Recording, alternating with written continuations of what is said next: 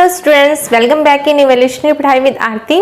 Last video में हमने शुरू किया था अकाउंटेंसी का third chapter that is accounting principle, जिसमें हमने कवर कर लिया था meaning of accounting principle, features of accounting principle and nature of accounting principle, जिसको टू पार्ट्स में कैटेगराइज किया गया था, accounting assumptions and accounting principles, right. तो लास्ट वीडियो में हमने कवर कर लिए थे अकाउंटिंग असम्पशन कौन कौन से, going concern concept, consistency and accrual concept, right. तो 3 असम्पशंस हम पढ़ चुकी हैं जिसके बेस पे ये 11 अकाउंटिंग प्रिंसिपल्स बनाए गए हैं, ठीक है।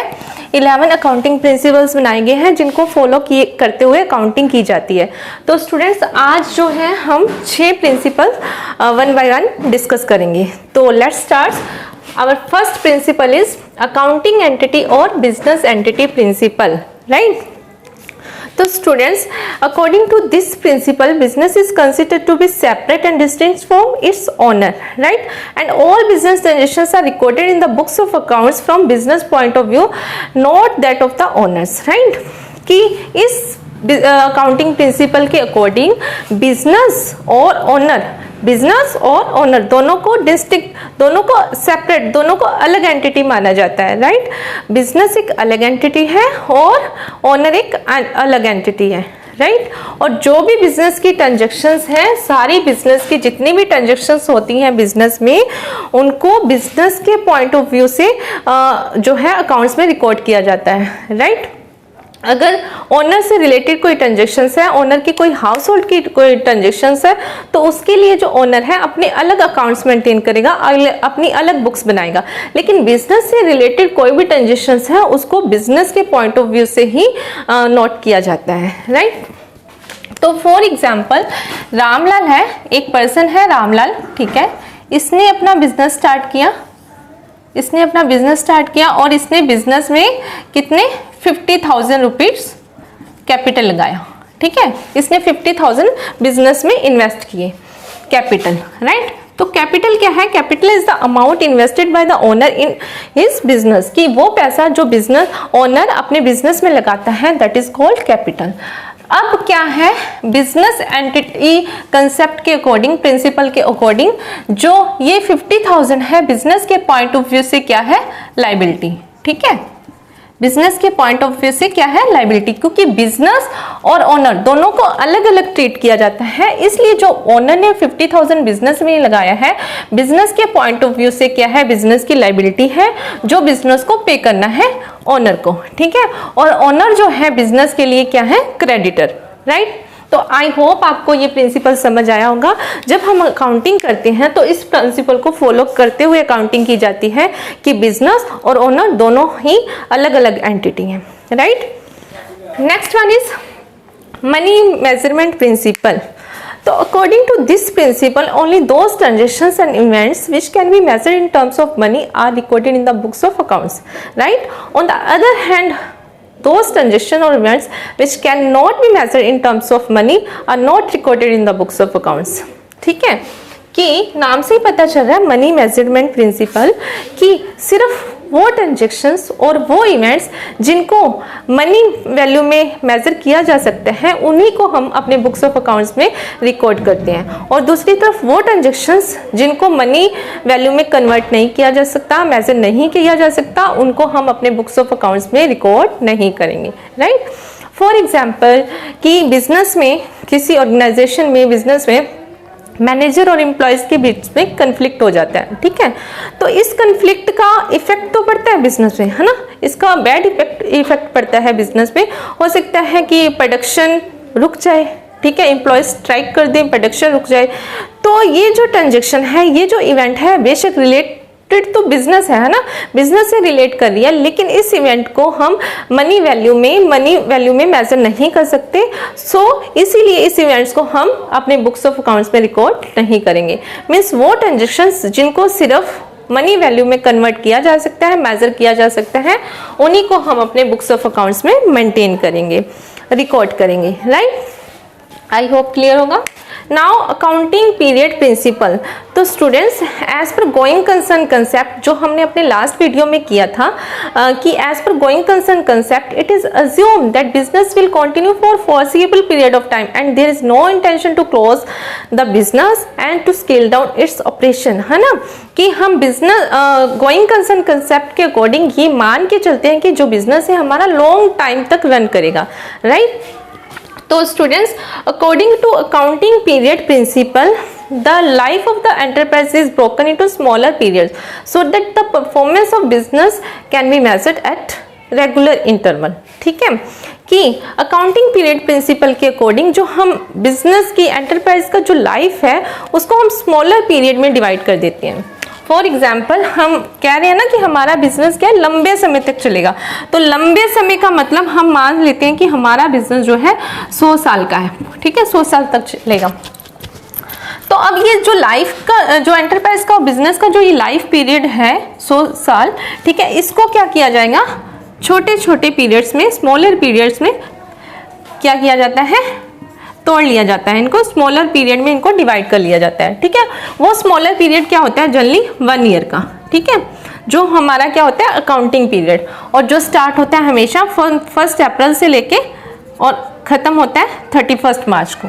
ठीक है, तो जो एंटरप्राइज का पूरा लाइफ पीरियड है उसको स्मॉलर पार्ट्स में, स्मॉलर पीरियड में उसको डिवाइड किया जाता है ताकि जो बिजनेस की परफॉर्मेंस है, एंटरप्राइज की परफॉर्मेंस है, वो पता चल सके। Eight the end of the accounting period जब 1 ईयर खत्म होता है, एक अकाउंटिंग पीरियड खत्म होता है, तो financial statement like profit and loss और बैलेंस शीट बनाई जाती है, जिससे कंपनी की या ऑर्गेनाइजेशन की क्या प्रॉफिट एंड लॉस सिचुएशन है, कितना कंपनी प्रॉफिट अर्न कर रही है या लॉस में जा रही है, या कंपनी की फाइनेंशियल पोजीशन क्या है वो पता चल सके, राइट। तो स्टूडेंट्स अकाउंटिंग पीरियड क्या है, लिखा हुआ है an accounting period is the interval of time, कि अकाउंटिंग पीरियड टाइम का वो इंटरवल है at the end of which income statements are prepared, income statement जिसके एंड पे यहाँ पे 31 मार्च को income statement means profit and loss और बैलेंस शीट प्रिपेयर किए जाते हैं ताकि बिजनेस की जो है परफॉर्मेंस पता चल सके। ठीक है, बिजनेस की ग्रोथ पता चल सके, राइट। जैसे कि आप लोग भी पढ़ रहे हैं, ठीक है, आपने क्लास 1 क्लास 2 है ना, करते करते आप 11th में आ गए। ठीक है, तो अगर हम आपके स्टडी पीरियड को फॉर एग्जांपल 12 ईयर्स का माने, 12th ईयर का माने, तो ये तो नहीं है ना कि हम आपको जो रिपोर्ट कार्ड आपको स्कूल की तरफ से इशू होगा वो आप जब आपका 12 ईयर कंप्लीट हो जाएंगे तब आपको मिलेगा, ऐसा तो नहीं होता ना। आपको हर साल आपकी परफॉर्मेंस का रिपोर्ट कार्ड इशू किया जाता है ताकि ये पता चल सके कि आपकी परफॉर्मेंस कैसी है। ठीक है, तो इसी तरीके से जो बिजनेस का लाइफ स्पेन है उसको स्मॉलर पीरियड से 1 ईयर में डिवाइड किया जाता है, जिसको अकाउंटिंग पीरियड कहा जाता है, और eight the end of the accounting period financial statement बनाई जाती है ताकि बिजनेस की ग्रोथ पता चल सके, बिजनेस की फाइनेंशियल पोजीशन पता चल सके, right. And fourth one is full disclosure principle. ठीक है, नाम से ही पता चल रहा है फुल डिस्क्लोजर, राइट। तो according to this principle all the significant information should be fully disclosed in financial statements. ठीक है, कि इस प्रिंसिपल के अकॉर्डिंग जितनी भी इंपॉर्टेंट इंफॉर्मेशन है, जितनी भी सिग्निफिकेंट इंफॉर्मेशन है, उसको हमें फाइनेंशियल स्टेटमेंट में, financial statement means profit and loss account and balance sheet, उसमें डिस्क्लोज करना है। ठीक है, कोई भी मैटर कंसील नहीं होना चाहिए, राइट।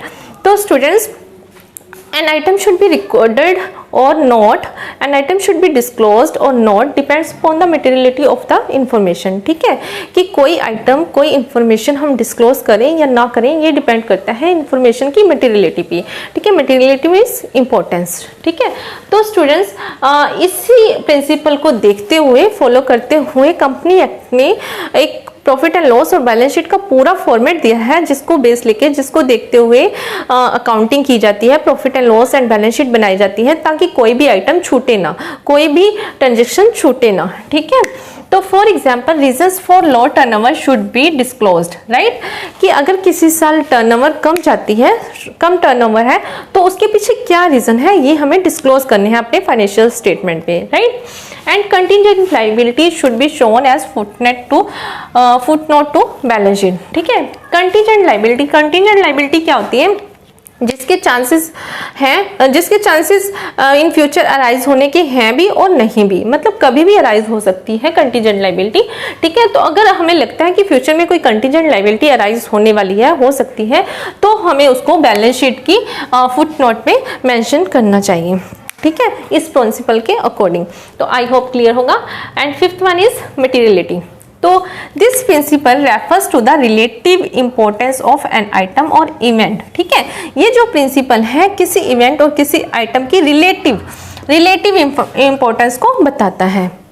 ठीक है, रिलेटिव इंपॉर्टेंस कैसे कि कोई इवेंट, कोई ट्रांजेक्शन, कोई आइटम किसी एक पर्सन के लिए, किसी एक ऑर्गेनाइजेशन के लिए, किसी एक एंटरप्राइज के लिए मटेरियल हो सकती है, बट जरूरी नहीं है कि वो आइटम, वो ट्रांजेक्शन किसी दूसरे के लिए भी उतनी ही मटेरियल हो, उतनी ही इंपॉर्टेंट हो। Right, for example amount spent on repairs से ₹50,000 is material for enterprise having turnover ₹1,50,000। ठीक है, but it is not material for enterprise having turnover ₹15 lakh. For example कि जो एक 50,000 का बिल्डिंग रिपेयर का खर्चा है, एक एंटरप्राइज जिसकी टर्नओवर कितनी है 1,50,000, उसके लिए ये इन्फॉर्मेशन बहुत मटेरियल है। बट दूसरी तरफ दूसरी एंटरप्राइज जिसकी टर्नओवर कितनी है 15 लाख, उसके लिए 50,000 का जो एक्सपेंस है doesn't material, right? So students, an item should be considered as material when the knowledge of its influence the decision of investor। ठीक है, कोई भी इंफॉर्मेशन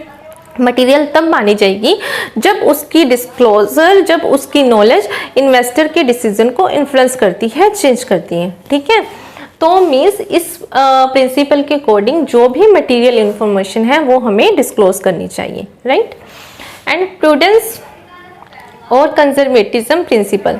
तो स्टूडेंट्स, कंजर्वेटिव नेचर के बारे में तो हमें पता ही है ना, हम अपने रियल लाइफ में भी क्या देखते हैं कि कई बार हम कंजर्वेटिव नेचर को फॉलो करते हैं, है ना।